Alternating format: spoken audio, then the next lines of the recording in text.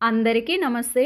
ఈరోజు రెసిపీ అనపగింజలు పొటాటోతో మసాలా కర్రీ ఎలా చేయాలో వీడియోలో చూద్దాం. దీనికి కావలసిన పదార్థాలు: అనపగింజలు 1 కప్పు, మీడియం సైజ్ కట్ చేసుకున్నవి పొటాటో 2, ఆనియన్ 2 సన్నగా కట్ చేసుకున్నవి, టమోటా 2 సన్నగా కట్ చేసుకున్నవి, పచ్చిమిర్చి 2, అల్లం వెల్లుల్లి పేస్ట్ 2 టేబుల్ స్పూన్, పసుపు 1/2 టేబుల్ స్పూన్, కారం 1 టేబుల్ స్పూన్, ధనియాల పొడి 1 టేబుల్ స్పూన్, జీలకర్ర 1/2 టేబుల్ స్పూన్, ఆవాలు 1/2 టేబుల్ స్పూన్, ఉద్దిపప్పు 1/2 టేబుల్ స్పూన్, పచ్చిశనగపప్పు 1/2 టేబుల్ స్పూన్, కరివేపాకు కొద్దిగా, నూనె 2 టేబుల్ స్పూన్, ఉప్పు రుచికి.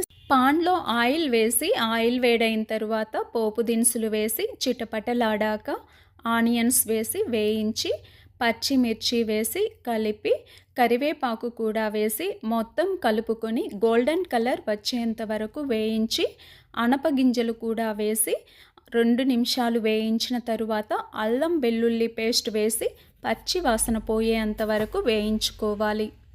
కారం, ధనియాల పొడి, పసుపు, గరం మసాలా వేసి మొత్తం కలుపుకొని, టమోటా కూడా వేసి మగ్గాక పొటాటో వేసి మొత్తం కలుపుకొని, రుచికి సరిపడినంత సాల్ట్ కూడా వేసి 1 గ్లాస్ వాటర్ పోసి మొత్తం కలుపుకొని, కుక్కర్ మూత పెట్టి మీడియం మంటపై 1 విజిల్ వచ్చేంత వరకు ఉడికించుకొని స్టవ్ ఆఫ్ చేసి దింపేసేయాలి.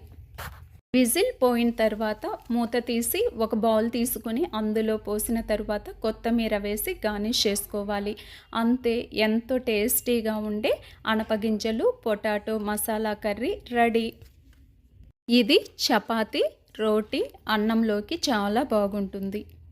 అనపగింజల్లో పోషకాలు మెండుగా ఉంటాయి. జింకు కూడా పుష్కలంగా ఉంటుంది. శ్వాస సంబంధించిన సమస్యలు కూడా రావు. కండరాల ఆరోగ్యానికి మంచిది.